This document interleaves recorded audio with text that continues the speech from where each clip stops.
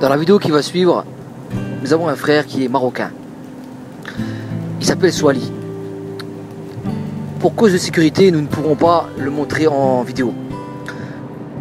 Cependant, il n'a pas parlé par cause, bien entendu, de désagréments sur Internet, de dysfonctionnements qui a eu lieu. Cependant, nous parlons quand même de lui et par moment, la vidéo sera cachée pour pas que nous le voyions, car il est sous menace de mort. Très prochainement, il publiera son témoignage avec nous dans une prochaine vidéo. Merci. Il vous dit, venez à Christ et soyez sauvés. Bienvenue à tous et à toutes dans ce nouveau sujet donc, que nous allons aborder ensemble. Un sujet qui pour certains est vraiment d'actualité, pour l'autre non, bien entendu, j'ai jamais entendu parler de ce sujet. Donc ce sujet c'est l'accomplissement, mais de quoi vous allez me dire? Donc l'accomplissement du Christ quand il est venu sur cette terre. Et voilà, qu'il a accompli toutes choses. Alors pourquoi nous allons parler de ces choses-là? Parce que certains ont la prétention de dire que Christ n'a pas existé, ou que Christ est une invention. Ou que Christ aussi n'a pas fait la crucifixion. Alors donc, nous pouvons vous affirmer en tout cas, d'après notre connaissance, d'après notre savoir, d'après notre expérience aussi, que Christ a bel et bien vécu. D'ailleurs, c'est historique, hein, on lit tous, ne serait-ce à l'école ou autre, hein, que la crucifixion romaine a eu lieu, donc au lieu de Golgotha, de Golgotha, donc. Et c'est historique, hein, on ne peut pas se tromper sur ça. Il y a des témoignages oculaires aussi, des 4 apôtres, et ainsi de suite. Donc, pour ma part, après c'est mon avis, pour toi Olivier, qu'est-ce que tu penses un petit peu de ces choses-là? Personnellement, je crois que on dit tout est accompli. C'est le plan éternel de notre Seigneur qui est accompli. Et ce plan, c'est le fait qu'il veut sauver tout homme. Parce que tout homme est condamné, qu'il ne peut rien faire pour se sauver lui-même. Alors Dieu, il s'est fait homme, il est venu sur terre pour accomplir la justice divine à notre place. Il a satisfait les exigences de Dieu et en se livrant à la croix et en mourant à notre place, en prenant la colère de Dieu à notre place. Voilà ce que j'entends par tout est accompli. Et pour toi, Adrien, tu en penses quoi un peu de ces choses-là? Oui, moi je pense que Dieu a vraiment tout accompli, c'est-à-dire il a accompli toute chose nouvelle par son sacrifice, quoi. Il nous a libérés du péché, il nous a renouvelés, il nous a redonné l'amour qui a été rompu par le péché, quoi, par la faute d'Ève. Il nous a tous rachetés, il nous a tous donné une deuxième chance en quelque sorte, quoi. Il nous donne cette deuxième chance, il faut la saisir, il faut venir à lui, à Christ. C'est la vie, tout va redémarrer, tout est accompli grâce à lui, quoi. Venez à Jésus, hein, moi je dis, ouais, faut vraiment venir à lui, c'est magnifique ce qu'il va faire. Amen. Tout à fait. Le Christ a vraiment tout accompli. Alors, bien entendu, c'est prophétique. Hein, donc, vous savez qu'il y a eu des prophètes dans l'ancien pacte, dans l'ancienne alliance, parce qu'il y avait des alliances. Il y a eu 2 alliances entre Dieu et les hommes.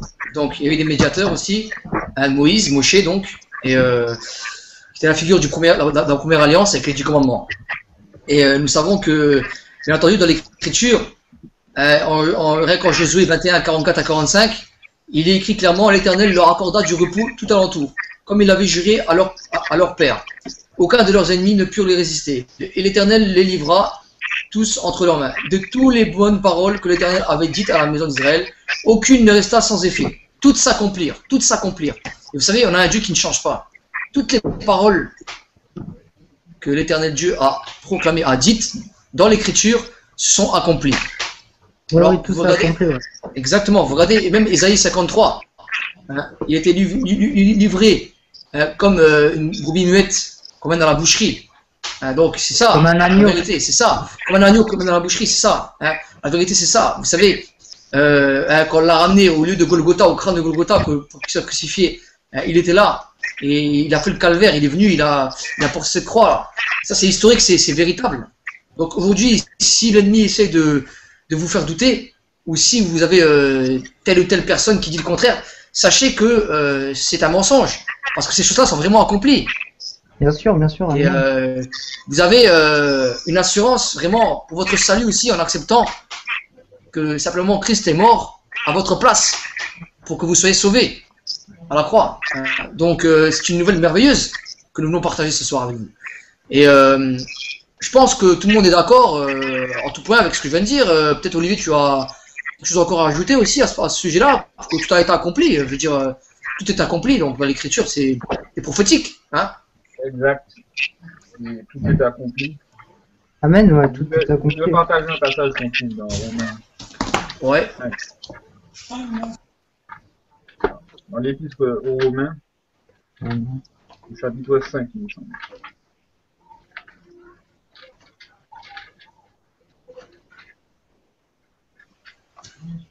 T'écoutons, frère, t'écoutons.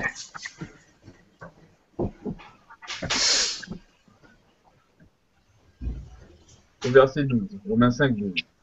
C'est pourquoi que, comme par un seul homme, le péché est entré dans le monde, et le péché, la mort, ainsi la mort s'est étendue à tous les hommes, parce que tous sont péchés, ils sont privés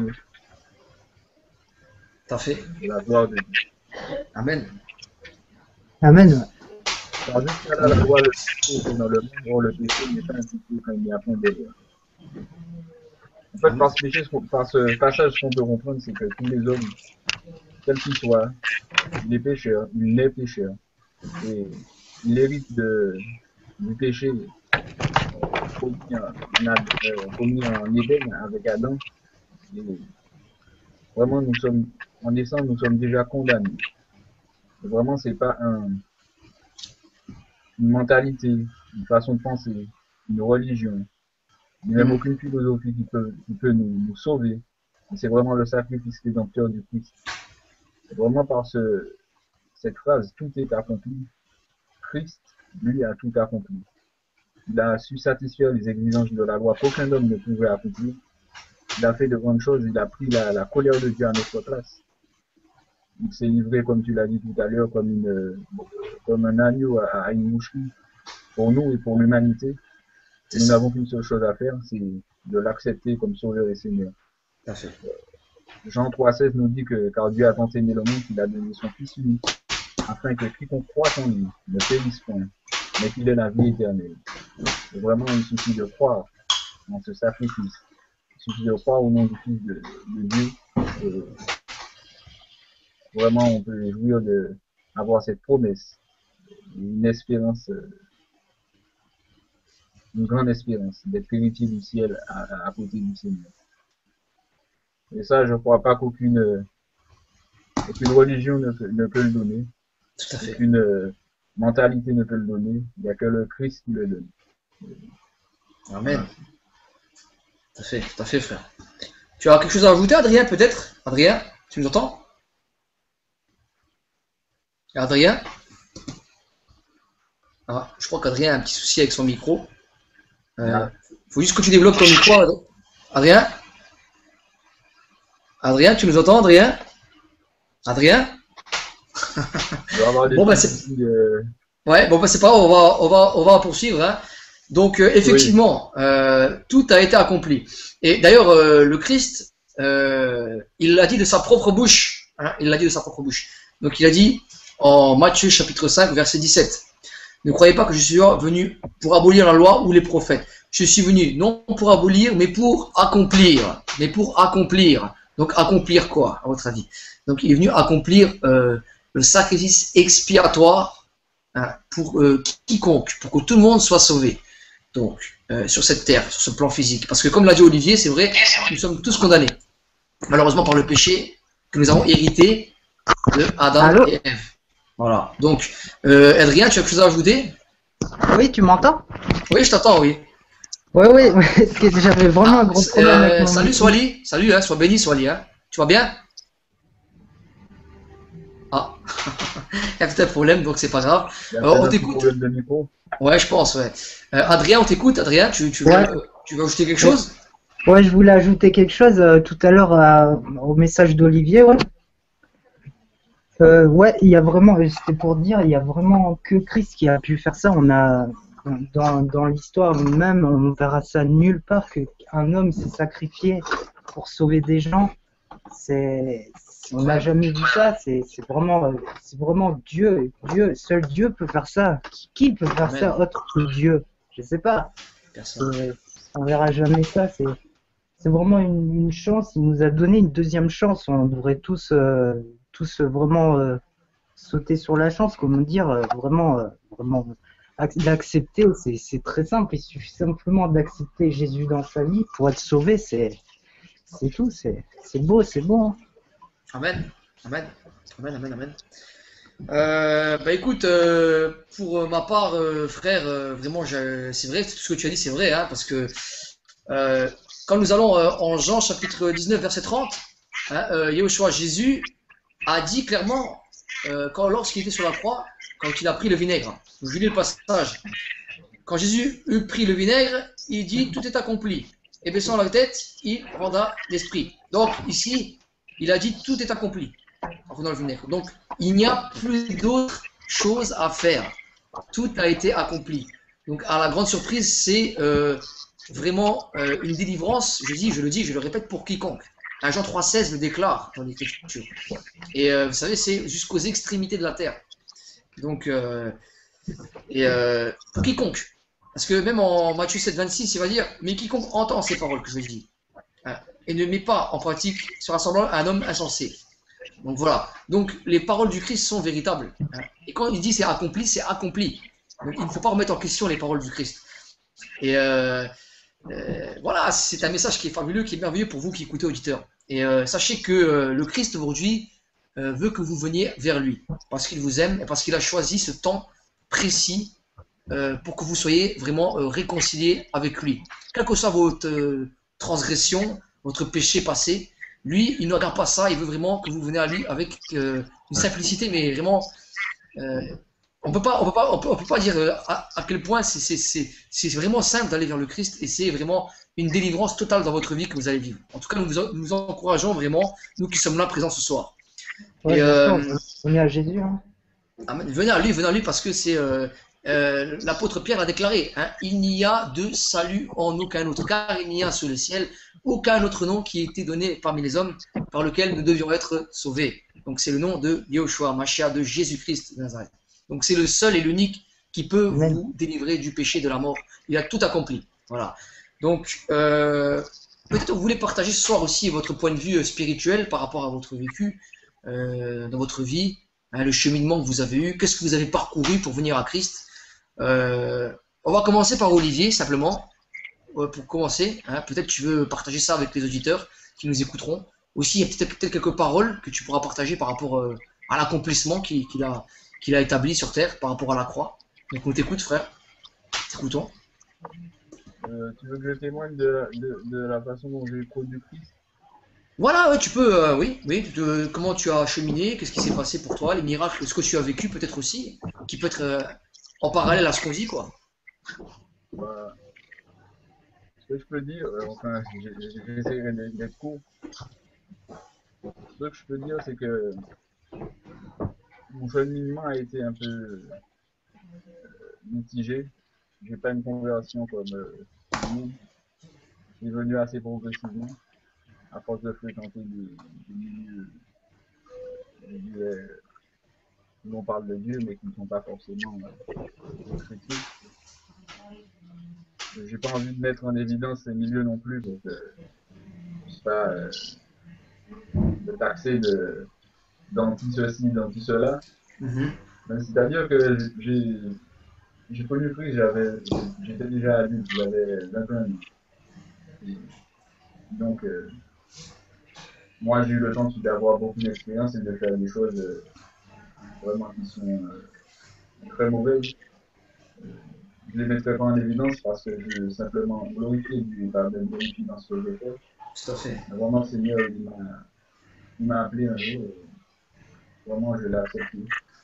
Mais mon cheminement a été un petit peu spécial. C'est-à-dire que je passais un moment difficile dans ma vie où j'avais pas de boulot, j'avais rien et vous savez, étant martiniquais, on est un peuple assez pieux on prend un Dieu au-dessus de tout qui gère toute chose et donc on décide de faire appel à ce Dieu pour qu'il puisse me venir en aide. Et vraiment, quelques semaines après, j'ai vu ça agir. Des personnes sont venues me demander d'étudier la Bible avec eux. J'ai commencé comme ça avec eux. On a étudié la Bible un et demi. C'est vrai que c'était des personnes qui avaient je dirais ils avaient une idée derrière la Bible, quoi. C'était une étude qui était assez orientée. Et donc, au bout d'un moment, on arrive à une leçon, le culte qui plaît à Dieu, et ils essaient de me faire croire que c'est une religion il n'y a qu'une religion qui peut sauver, et c'est elle à l'aide. Et vraiment, en réfléchissant, après avoir lu la Bible, je me disais, mais c'est pas possible, ça. Il n'y a qu'une seule chose qui sauve, c'est Jésus-Christ qui sauve. C'est pas une religion, c'est pas l'adhésion à une religion. Amen. Une adhésion à quelque chose qui nous sauvera, si ce n'est que d'adhérer au Christ lui-même. Et donc, je commence à arrêter de fréquenter ces personnes. Et puis, ma mère était déjà chrétienne, et puis elle m'a dit toujours dans son assemblée, et j'y vais, et j'ai pris goût comme ça. Et un jour, un prédicateur est venu, il a fait l'évangile, là j'ai été touché. Il a compris le Seigneur comme ça. Amen. Amen. Je pense que c'est ça. Aujourd'hui, ce que je peux dire, que Christ a accompli encore, n'est pas simplement pour nous qui sommes leaders des païens, mais il a accompli toutes choses pour aussi les juifs. Tout à l'heure, tu as mis en évidence le sacrifice d'expiation. Le sacrifice d'expiation, c'est une chose que les juifs ils connaissent vraiment. Ça leur parle directement. Parce que chaque année, le sacrificateur, le prêtre, il venait et il faisait ce sacrifice, il versait le sang sur l'autel. Et justement, ce sacrifice avait pour but de couvrir les péchés, couvrir les fautes du peuple d'Israël. Mais une chose de magnifique avec le sacrifice de Christ, il ne s'est pas contenté de couvrir les fautes, mais il les a complètement couvertes. Il y a ce passage en Hébreux 10, qui est assez simple. En verset 4, il dit, car il est impossible que le sang des taureaux et des boucs ôte le péché. Vraiment, c'est le sang de Jésus, en mourant sur la croix par sa mort, justement, son sacrifice expiatoire. Il ne s'est pas contenté de couvrir les fautes, mais il les a complètement ôtées. Vraiment, c'est vraiment une chose qui fait toute la différence. Jésus-Christ, quand il vous sauve, quand vous croyez en lui, justement, il vous pardonne de tous vos fautes présentes, vos fautes passées, vos fautes que vous ferez dans le futur. Car lui, il voit déjà tout. Amen. Si je crois, je l'accepte. Tout à fait. Je partage encore un autre texte. Éphésiens 3, verset 9 dit que. Qu'est-ce qu'il dit encore ce verset? Éphésiens 3, verset 9 nous dit que le Seigneur ne tarde pas dans l'accomplissement de la promesse, mais il use de patience envers tous, ne voulant pas qu'aucun périsse, mais que tous arrivent à la repentance. Amen, amen. Voilà une chose à quoi nous arrivons, que tout homme arrive, c'est vraiment à prendre conscience de son péché. Et qu'il est pécheur, perdu, et qu'il ne peut rien faire pour se sauver. Et que vraiment qu'il ait un regret amer de ses fautes, ses manquements. Vraiment qu'il demande pardon au Seigneur. Voilà les choses que le Seigneur nous demande pour qu'on puisse venir à lui et vraiment avoir la certitude des choses. Amen. Amen, Dieu est patient. On a chacun notre part à faire. Tout à fait. De patience envers tous, comme le dit Adrien. Ne voulant pas qu'aucun périsse, mais que tous arrivent à la repentance. Donc, voilà ce que je voulais partager avec vous. Très bien. Très bien, frère. Le message est clair. Hein. De toute façon, Jean chapitre 3, verset 17 nous dit le Fils de Dieu n'est pas venu pour juger le monde, mais pour que le monde soit sauvé par lui. Donc, le monde entier est concerné, qu'on ne vous dupe pas, qu'on ne vous raconte pas des sottises, des bêtises. Jésus, Yahushua, a vraiment tout accompli. Et il est mort lui-même en son corps sur le bois, afin qu'en mort au péché, nous vivions par la justice, lui par une nutrition duquel nous avons été guéris, dit l'Écriture. Et c'est une certitude vraiment, hein, parce qu'autrefois, Voilà, c'est le passage de Deutéronome, pardon, que nous allons partager.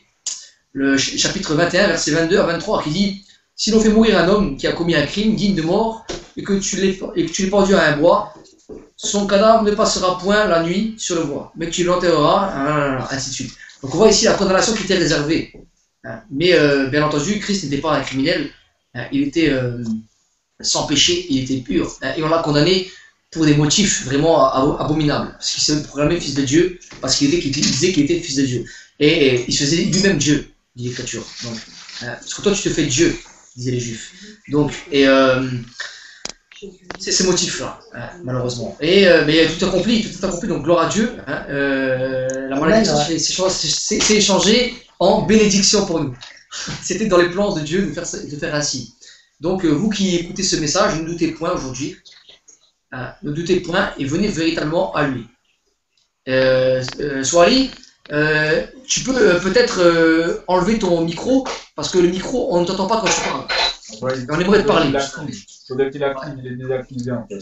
Ouais, il faut que tu désactives ton micro. Si tu y arrives. Il l'active. Et qu'il l'active, pardon, que tu l'actives, voilà.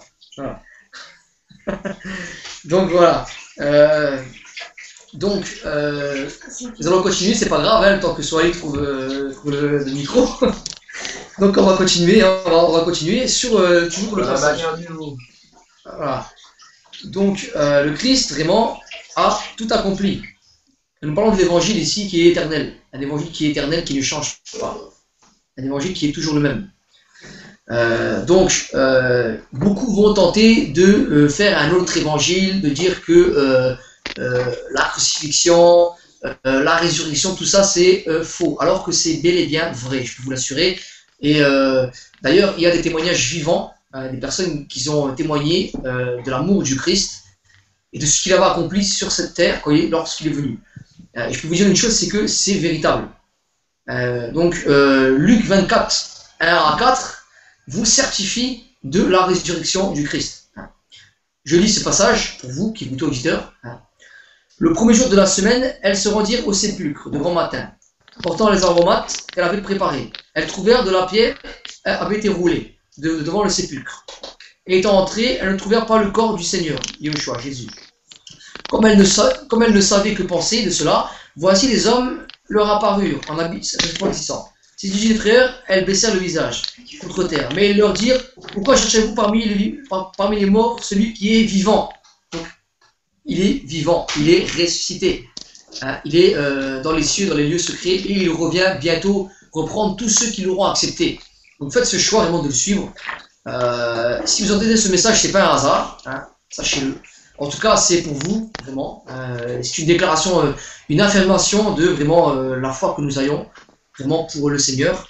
Sachez que ce n'est pas une erreur, que vous êtes tombé sur cette vidéo, si jamais c'est un hasard. Sachez que Dieu vous aime et qu'il veut que vous veniez vers lui. Donc Adrien, peut-être tu as quelque chose à ajouter par rapport à ton vécu aussi, Adrien. Toi, Adrien, si tu as quelque chose à déclarer, c'est ta bouche. Ouais, bien sûr, ouais. Moi j'ai toujours connu Jésus en fait, depuis tout petit. Mais je le connaissais, en fait dans mon cœur. Je sentais quelque chose qui m'attirait à lui, quoi, comme un amour, quoi, tu vois. Et plus tard, je me suis rendu compte que cet amour-là, c'était Jésus, quoi. Jésus est la vie, Jésus est l'amour, Jésus est tout, quoi. Et donc après, j'ai commencé à chercher à le connaître par la Bible, par des frères. Et j'ai appris qu'il était mort sur la croix en rémission pour nous sauver, quoi, du péché. Et j'y ai cru, j'ai toujours cru en fait. Et Amen. Et voilà quoi. Donc tu témoignes que le Christ est vivant, qu'il est ressuscité et qu'il revient bientôt pour nous venir nous rechercher dans sa gloire. Tout œil le verra. Et tout genou fléchira devant lui. Gloire à Dieu. Gloire à Dieu. Voilà. Donc moi j'aimerais justement ajouter quelque chose pour les sceptiques, pour ceux qui ne croient pas que le Seigneur a ressuscité et qu'il a été crucifié, bien entendu. Donc nous allons voir un passage qui est pour vous Vraiment, même vous qui écoutez, sincèrement. En Luc chapitre 20, verset 38, hein, donc il nous dit ceci. Or Dieu n'est pas Dieu des morts, mais des vivants. Car pour lui, tous sont vivants. Il n'est point ici, mais il est ressuscité. Souvenez-vous de quelle manière il vous a parlé lorsqu'il était encore en Galilée. Lorsqu'il disait, il faut que le Fils de l'homme soit livré entre les mains des pécheurs, qu'il soit crucifié, et donc, hein, qu'il soit crucifié et qu'il ressuscite le troisième jour. Voilà. Et elles se souviennent des paroles de Yoshua de Jésus à leur retour du sépulcre. Elles annoncèrent toutes ces choses aux 11 et à tous les autres. Voilà. Donc, vous voyez ici, c'est un témoignage que véritablement le Christ a été crucifié et qu'il a ressuscité. Donc, il est vivant. Donc, vous qui écoutez ce message, sachez bien qu'il est vivant et qu'il a ressuscité et qu'il a bien été crucifié. Ce n'est pas une farce, c'est la réalité en tout cas. Swali, peut-être tu arrives à débloquer ton micro muet. Peut-être tu pourrais essayer de parler, voir si tu arrives. Donc tu as juste à appuyer sur le micro en haut, tu verras. En haut au milieu, tu as un petit micro qui est barré, tu appuies dessus, ce sera bon. Si tu y arrives, ce serait bien. Ça, tu pourras aussi témoigner de ce que tu as vécu. Ouais. Donc ce serait vraiment merveilleux si tu y arrives. Bon, en tout cas, en attendant que Swali puisse y parvenir, hein, nous allons continuer le message. Donc, moi, pour ma part, vraiment, j'ai vécu des choses exceptionnelles avec le Seigneur. Et je peux vous assurer qu'il est vivant. J'étais quelqu'un qui ne connaissait pas vraiment le Seigneur. Hein, je vous le dis, hein, je n'avais aucune notion de Dieu. D'ailleurs, j'étais quelqu'un qui était complètement opposé aux choses de Dieu. Hein. J'avais des fréquentations qui n'étaient pas chrétiennes, hein, du tout, d'ailleurs. Et la Bible, je ne l'avais jamais lue, hein, que je sache. J'avais entendu parler qu'il y avait, soi-disant, quelqu'un qui était mort sur une croix, je ne sais pas pourquoi. Je me posais plein de questions à ce sujet-là. Des fois, ça m'est arrivé de poser peut-être des questions. Je savais qu'il y avait soi-disant quelque chose qui existait, un Dieu peut-être qui était là. Mais ce n'était vraiment sans plus. Hein. Je veux dire, il n'y avait pas de foi approfondie, il n'y avait pas de témoignage, il n'y avait pas toutes ces choses que je vis aujourd'hui actuellement. Mais en tout cas, je peux vous dire une chose, c'est que moi, Dieu s'est révélé complètement dans ma vie. Hein, et je peux vous l'affirmer, je peux vous l'assurer. Il m'a parlé, j'ai vécu des choses exceptionnelles. Et si aujourd'hui, vraiment, vous entendez sa parole, vraiment, n'endurcissez pas vos cœurs. Tournez-vous vers lui. Faites ce choix vraiment humble de le suivre. Parce que moi, il m'a vraiment parlé. Hein, et j'ai vu une lumière resplendissante qui m'a vraiment ébloui. Et à ce moment-là, j'ai compris que Dieu était vivant, hein, tout simplement. Et par la suite, ça s'est répercuté encore et encore et encore et encore. Hein. Je ne sais quel moyen il a utilisé, peut-être qu'il a utilisé des anges pour ça, je ne sais pas. En tout cas, je peux vous dire une chose, c'est que Dieu existe. Venez à lui comme vous êtes. Ce n'est pas un Dieu qui est père fouettard, hein, qui veut vous faire du mal. Au contraire, bien évidemment, il veut vous sauver et il veut vous faire du bien. Il veut vous bénir dans votre vie et il veut que vous soyez avec lui, à ses côtés, lors de son avènement. Hein, voilà. Donc, c'est un message d'amour, un message de paix, un message de fraternité pour vous qui nous écoutez, véritablement. C'est dommage que Swali ne peut pas parler, c'est vraiment dommage, parce que j'aurais aimé qu'il puisse parler. En tout cas, Swali a parlé vraiment à plusieurs reprises. Pour ma part, je sais qu'il a vécu des choses exceptionnelles, hein, malgré ce qu'il peut vivre au pays. Voilà, je sais qu'il aime le Seigneur et que véritablement, aujourd'hui, c'est un témoin vivant parce qu'il s'est tourné complètement vers lui. Hein, et il a découvert qui il était au travers de la parole. Hein, et malheureusement, ce soir, il ne pourra pas témoigner. Mais en tout cas, sachez que lui, il vous dit qu'il faut que vous veniez vers lui pour être sauvé et pour vraiment avoir la vie éternelle, et pour parvenir à être avec le Père Tout-Puissant dans votre vie. Alors, que ce soit dans le delà, mais aujourd'hui aussi, maintenant. Voilà, donc vous avez peut-être quelque chose à ajouter, les frères et sœurs, peut-être encore à ce sujet, peut-être Olivier, Oui, peut-être oui, Adrien, oui, t'écoutes Adrien. ouais, Jésus, on a tendance à. Enfin, le monde nous a fait croire longtemps que Jésus était qu'un mythe, quelque chose qu'on aurait inventé, ou soi-disant quelqu'un qui serait venu. Moi, je peux vous affirmer que Jésus, il est vraiment là, il est vraiment venu. Et du tombeau, il en est vraiment sorti, il est vraiment ressuscité au troisième jour. Jésus, il vous aime, il vous appelle. Il vous appelle, venez à lui, il est grand, il vous renouvellera, il regardera même pas vos péchés, il les prendra. Et... c'est tout simple, venez tout simplement à lui, Et le changement, lui, s'en occupera. Jésus vous changera. Et il vous renouvellera. Venez à Jésus, tout simplement, c'est tout. Amen. Amen, amen, amen. Tout à fait, tout à fait. C'est un choix qui est personnel. Après, mais nous, en tout cas, vraiment, nous sommes des témoignages vivants ce soir. Et je peux vous déclarer juste une seule parole qui est magnifique. En 1 Jean chapitre 5, verset 20, qui déclare ceci. Nous savons aussi que le Fils de Dieu est venu, et qui nous a donné l'intelligence pour connaître le véritable. Et donc, et nous sommes dans le véritable, en son Fils, Yahushua HaMashiach, Jésus-Christ. C'est lui qui est le Dieu véritable et la vie éternelle. Donc, aujourd'hui qui écoutez, vous qui écoutez, il est le Dieu véritable et la vie éternelle. Et il n'y a de salut en aucun autre. Voilà, donc car il n'y a sur le ciel aucun autre nom qui ait été donné parmi les hommes par lequel nous devions être sauvés, déclare l'Écriture. Donc venez à lui comme vous êtes, vraiment. Ne vous posez pas de questions. Les questions, c'est pour vous mettre en déroute. Satan a utilisé cette stratégie-là au départ, au commencement avec Adam et Ève. Il a dit quoi? Dieu a-t-il réellement dit? Dieu a-t-il réellement dit, vous ne mangerez pas de l'arbre du fruit, car il sait que quand vous en mangerez, vous serez comme des dieux, sachant le bien et le mal. Voilà le stratagème qu'il a utilisé pour que l'homme puisse douter, et la femme aussi, et qu'il puisse goûter, et qu'il puisse donc désobéir à Dieu. Et c'est ce qui a engendré, bien entendu, le péché, bien entendu. Mais ce soir, en tout cas, nous avons cette affirmation et cette certitude, nous pouvons vous l'assurer, que Dieu est vivant, et que le Christ est le seul moyen, l'unique moyen véritablement pour vous de connaître le bonheur sur cette terre et d'être ressuscité au troisième jour, comme lui il a été ressuscité au troisième jour. Voilà, et de vraiment être à ses côtés, de prendre part à son investiture céleste qu'il va instaurer, donc pendant 1000 ans aussi sur terre, nous dit l'Écriture, mais aussi voilà, ce sera vraiment un changement total pour vous dans votre vie. Donc, peut-être tu as quelque chose à ajouter encore, Olivier, encore des versets peut-être qui pourraient intéresser nos auditeurs qui vont nous écouter aussi, par rapport à des choses que tu as vécues aussi peut-être. Ouais, je veux partager quelques versets. Oui, nous t'écoutons. Hébreux 9, verset 27. Il nous dit, et comme il est réservé aux hommes de mourir une seule fois, après quoi vient le jugement. Et oui, nous sommes tous destinés à mourir un jour.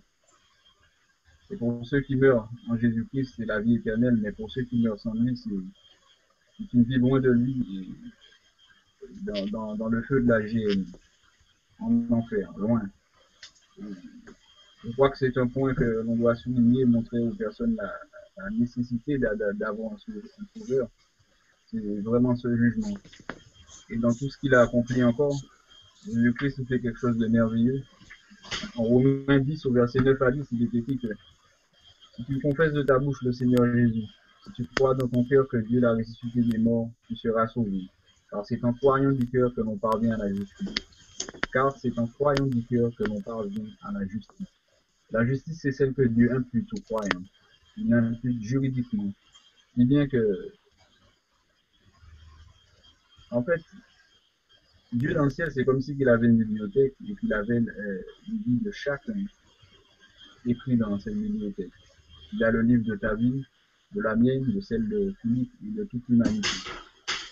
Et donc dans ces livres, il y a écrit nos actions, bonnes comme mauvaises, mais toutes, elles sont ratifiées dans ces livres. Quand tu crois au sacrifice rédempteur du Christ, il se passe quelque chose de merveilleux là. C'est comme si que Dieu il prenait ton livre, il enlevait les pages de ton livre et il mettait les pages du livre de Jésus. Si bien qu'à la fin des temps, ou à l'heure du jugement, Dieu quand il ouvre ton livre, il ne voit plus, non pas ton histoire, mais il voit l'histoire de Jésus-Christ. Et c'est vraiment ça par cette idée de comment dirais-je, cette idée de justice qu'il a accomplie pour nous, et qu'il a tout accompli pour nous. Amen. Il conviendrait mieux à un homme de choisir Jésus-Christ comme sauveur que de faire ce qu'il veut de sa vie. C'est vraiment un conseil à vous donner, Je vous encourage à raconter d'accepter Jésus-Christ comme sauveur et Seigneur, car il est le chemin, la vérité et la vie, et nul ne vient au Père que par lui. Vous voulez connaître Dieu, il ne passe que par Jésus-Christ. Beaucoup prétendent vous donner de grandes choses dans ce bas monde, ou encore des religions qui pensent qu'au ciel ils auront des biens. Ah ben, au ciel, nous croyons que nous n'aurons qu'un seul bien, et ça c'est la gloire de Dieu. C'est pas comparable à tous les biens qu'on peut essayer de vous donner aussi. Donc imaginez la gloire de Dieu. Amen. Voilà ce que un homme obtient. Un homme pécheur obtient lorsqu'il accepte Jésus-Christ comme sauveur ici. Ne doutez pas. Ne doutez pas de. Tout accompli. Amen. Tout accompli pour chacun d'entre nous. C'est ça. C'est venu l'accepter. Sachant qu'il a dit à tout ça. Amen. Bon, en tout cas, Voilà. c'est. Je pense pas que je pourrais rester plus longtemps. Voilà. Bah, en tout cas, c'était un message véritable hein, que tu nous as partagé, Olivier. J'aimerais terminer par un passage que vraiment ça vous concerne tous. Pour ceux qui se sentent offensés, pour ceux qui ont un doute sur nos paroles, et qui peut-être qui n'osent pas venir à Christ parce qu'ils ont des péchés en grand nombre, ou bien qui sont encore en doute et ils ont peur. Sachez une chose que Paul a déclaré en 2 Corinthiens 5,19. Car Dieu étant en Christ, réconciliant le monde avec lui-même, en n'imputant point aux hommes leur offense. Voilà. Donc, je vais vous assurer quelque chose aujourd'hui. Si vous venez à Christ, Dieu ne vous imputera pas vos offenses. Donc, et sachez une chose, et il a mis en nous la parole de la réconciliation. Cette parole que nous sommes en train de vous dire est la parole de la réconciliation. La réconciliation de quoi? Du péché qui pèse sur nous et qui nous condamne. La délivrance totale de cela. Voilà. Donc, cette délivrance-là, dont nous avons part maintenant, pour chacun. Voilà. En tout cas,